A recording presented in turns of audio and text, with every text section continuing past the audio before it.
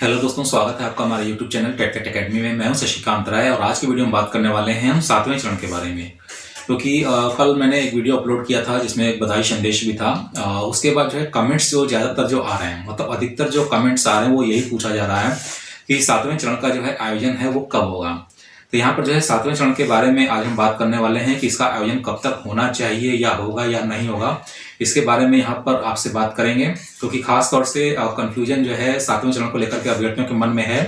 क्योंकि न्यूज़पेपर में जो भी खबरें छपती हैं या बिहार के जो शिक्षा मंत्री हैं या बिहार के शिक्षा विभाग के जो अपर सचिव हैं, जब भी वो कोई 7वें चरण के बारे में बयान देते हैं तो लोग खुल के ये नहीं कहते हैं कि जो 7वां चरण का आयोजन होगा वो 10+2 के लिए है या प्राइमरी के लिए है। तो यहाँ पर जो ज्यादा शिक्षक अभ्यर्थी जो वेटिंग कर रहे हैं 94 शिक्षक बहाली के बाद से, जो दिसंबर सीटेट 2019 वाले थे, जनवरी सीटेट 2021 वाले थे, या अभी जो जनवरी सीटेट 2022 में बैठेंगे और एग्जाम देंगे, वे लोग हैं कि लोग इंतजार कर रहे हैं कि आखिर जो है 7वां चरण आएगा कि नहीं आएगा, और आएगा तो कब तक आएगा। तो वीडियो के साथ बने रहिएगा और जो भी शिक्षक अभ्यर्थी हमारे चैनल पर नए हैं हमारे चैनल को सब्सक्राइब कर लीजिएगा। चैनल को सब्सक्राइब करने के लिए आपको क्लिक करना होगा सब्सक्राइब बटन पे, बेल आइकन पे प्रेस करिएगा। ऑल पे क्लिक करेंगे तो आपको सारे वीडियो नोटिफिकेशंस मिल जाएंगे। तो आइए शुरू करते हैं अपना आज का वीडियो। जानते हैं कि 7वें चरण का जो इन्फॉर्मेशन है, जैसे एक जो है एक न्यूज एंकर के माध्यम से, एक न्यूज एंकर थी, उन्होंने अपना एक वीडियो जो है अपलोड कर दिया था ट्विटर अकाउंट पे। शॉर्ट वीडियो था जो कि शायद फेक वीडियो था या पुराना वीडियो था कि जून में जो है 7वें चरण का आयोजन हो जाएगा। तो मैंने भी जो उस पर गलती से वीडियो बना दिया था, तो उसके लिए बाद में मैंने अपना पोस्ट में डाला था कि नहीं वो जो है सच है या झूठ है, ऐसा कोई कंफर्मेशन अभी तक नहीं मिला है। तो 7वें चरण के बारे में जो बात करनी है वो ये है कि आप सभी लोग जान रहे हैं कि 94 शिक्षक बहाली की जो काउंसलिंग प्रक्रिया थी वो फर्स्ट फेज और सेकंड फेज की जो है कंप्लीट हुई है, जिसमें से ये बताया जा रहा है कि 38,000 शिक्षक जो हैं सिलेक्टेड हैं। लेकिन उस 38,000 शिक्षक में जो 13,000 अभी काउंसलिंग होनी है वो उसमें से घटा दीजिए, ठीक है। यानी कि करीबन आप मान के चलिए कि 23,000 के आसपास कुछ शिक्षक हैं, या मान लिया आप 10,000 भी कम करते हैं तो 28,000 मान लीजिए, ठीक है। तो 28,000 के आसपास शिक्षक हैं जो अभी तक सेलेक्ट हुए हैं, और बाकी जो शिक्षक बचे हुए हैं जिनका भी सिलेक्शन होना है या काउंसलिंग होनी है थर्ड फेज में, तो लगभग 13,500 के आसपास वो शिक्षक है। तो कुल मिला करके न्यूज़पेपर में खबर छपी थी कि 50,000 शिक्षकों को जो है ज्वाइनिंग लेटर जो है 25 फरवरी 2022 को जो है मिलेगा, और इसी संभावना जताई जा रही है कि मिल जाएगा। अब उसके बाद जो शेष सीटें बचेंगी वो उन सीटों की संख्या भी लगभग जो है 45,000 है।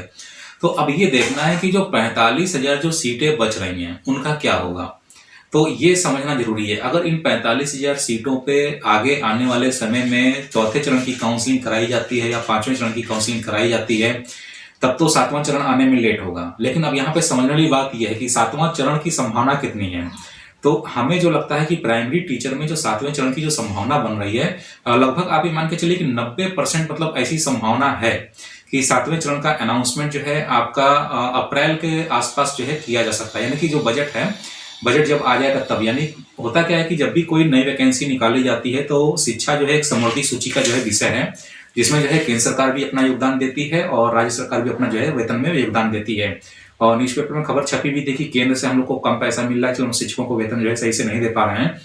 तो कहने का मतलब यह है कि आपको जो है मार्च लास्ट में जो है वित्तीय वर्ष जो है समाप्त होता है, तो मार्च लास्ट में उसके बाद जो नया बजट आता है, देखना यह होगा कि उस नए बजट में जो 45,000 जो सीटें जो हैं बचेंगी 94 शिक्षक बहाली की, उनके लिए कोई बजट का आवंटन किया जा रहा है कि नहीं किया जा रहा है, ठीक है।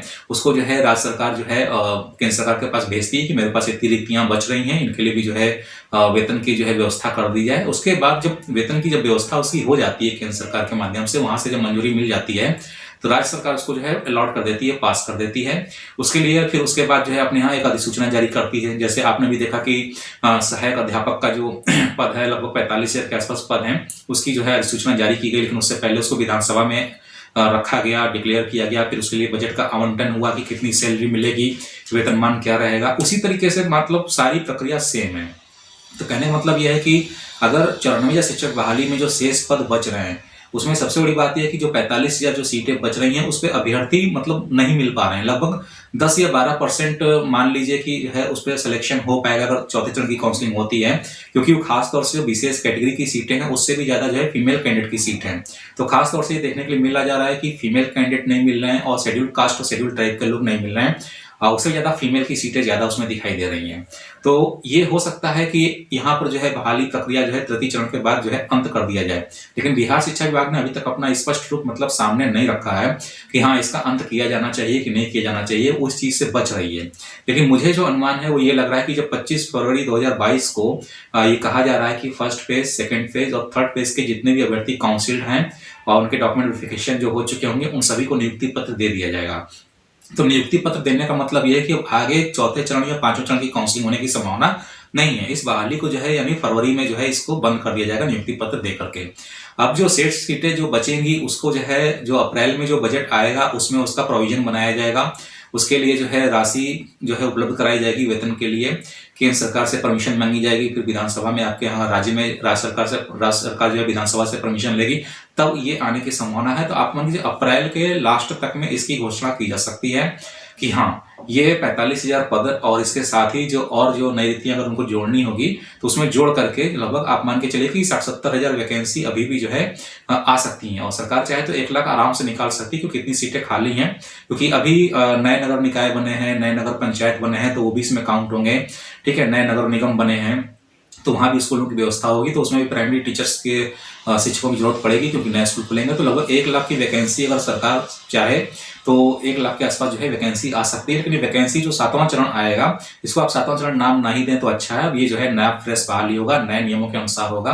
तो अब ये 7वां चरण का इसका कोई मकसद नहीं रह जाता है। और इसमें जो छूटे अभ्यर्थी रहेंगे चरणजा शिक्षक बहाली के जो छूट गए हैं, तो उनको भी जो है इसमें जो है सिलेक्शन जो है हो जाएगा और आवेदन करने का भी मौका मिलेगा। और इसके साथ जो नए भर्ती हैं उनको भी आवेदन करने का मौका मिलेगा। तो कुल मिलाकर के 7वें चरण की जो वैकेंसी है वो बिहार शिक्षा विभाग जो बची हुई सीटें हैं उस पर अगर अपने पत्ते खोल देती है कि नहीं, अब तृतीय चरण के बाद हम लोग काउंसलिंग बंद कर देंगे, तो ये मान के चलिए कि जो 45,000 सीटें बचेंगी उनका फिर से एडजस्टमेंट करके फिर से उनको जो है रोस्टर बना के कैटेगरी वाइज रिजर्वेशन दे करके और फिर जो है नए बजट में उसके लिए सैलरी का प्रोविजन करके केंद्र सरकार से अनुमति लेकर के उसको अप्रैल के लास्ट तक में सरकार चाहे तो डिक्लेयर कर सकती है। तो ये 7वां चरण मतलब आने की संभावना है, ये नहीं कि नहीं आएगा, ऐसा बिल्कुल नहीं है कि 7वां चरण आएगा नहीं। 7वां चरण ये कंफर्म है कि जरूर होगा, क्योंकि जब शेष सीटें बची हैं तो उस पर जो है भर्ती होगी। ठीक है, उस पर भर्ती होगी। अब देखना यह है कि चौथे चरण की, पांचवें चरण की काउंसलिंग होती है कि नहीं होती है। अगर चौथे चरण पांचवें चरण की काउंसलिंग नहीं होती तब तो ये कंफर्म है कि अप्रैल के लास्ट तक इसका अनाउंसमेंट हो जाएगा। और हो सकता है कि जो आपका स्टेट 2019 के जो अभ्यर्थी वेटिंग कर रहे हैं कि उनका भी जो है 7वां चरण होना है, तो हो सकता है कि दोनों को मिला के एक साथ आपका जो है अप्रैल के लास्ट में अनाउंसमेंट कर दिया जाए।